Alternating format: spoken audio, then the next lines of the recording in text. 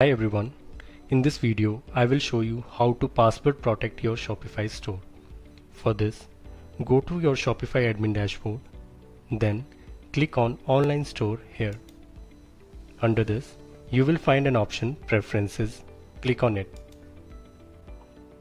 Once you are on Preferences page, scroll down to the password protection section here and select the checkbox Restrict access to visitors with the password, and then click on the Save button here.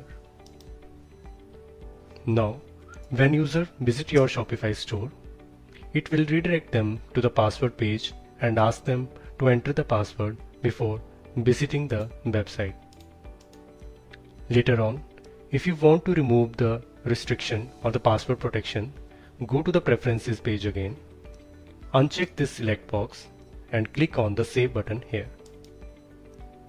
That's all. Thank you.